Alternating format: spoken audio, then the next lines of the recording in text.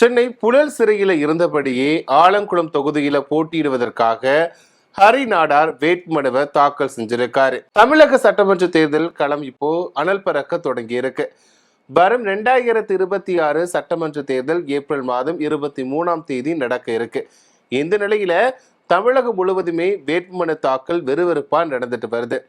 திமுக, அதிமுக உள்ளிட்ட பிரதான கட்சிகள் வேட்பாளர்களை அறிவிச்சு தேர்தல் பணிகள்ல தீவிரமா ஈடுபட்டு வராங்க. இத்தகைய பரபரப்பான சூழல்ல தான் சென்னை புழல் சிறையில நீதிமன்ற காவலில் இருந்துட்டு வரக்கூடிய நாடார் அமைப்போட ஒருங்கிணைப்பாளர் ஹரி நாடார் தென்காசி மாவட்டத்தோட ஆலங்குளம் சட்டமன்ற தொகுதியில போட்டியிட சிறையில இருந்தபடியே வேட்புமனுவை தாக்கல் செஞ்சிருக்காரு. திருநெல்வேலி மாவட்டம் மேல் இளந்தை குளத்தைச் சேர்ந்த இவர் மீது 20க்கும் மேற்பட்ட குற்ற வழக்குகள் நிலுவையில் இருக்கக்கூடிய நிலையிலையும் கடந்த 2021ஆம் ஆண்டு சட்டமன்ற தேர்தலில் இதே ஆலங்குளம் தொகுதியில போட்டியிட்டு சுமார் 37,000த்திற்கும் அதிகமான வாக்குகளை பெற்று எல்லாத்தையுமே ஆச்சரியத்துல ஆழ்த்தி இருந்தார்.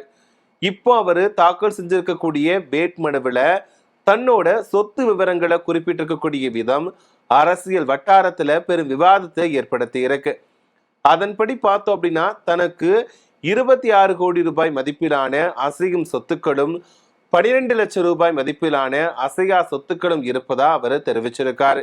அது மட்டும் இல்லாம எப்போதுமே உடல் முழுவதுமே தங்க நகைகளை அணிஞ்சிட்டு வரக்கூடிய அவரு தன்னோட பாணியை பிரதிபலிக்கக்கூடிய விதமா தான் கிட்ட 11 கிலோ தங்க நகைகளும் 17 கோடி ரூபாய் மதிப்பிலான தங்க கட்டிகளும் இருப்பதா மனுவில் குறிப்பிட்டிருக்காரு.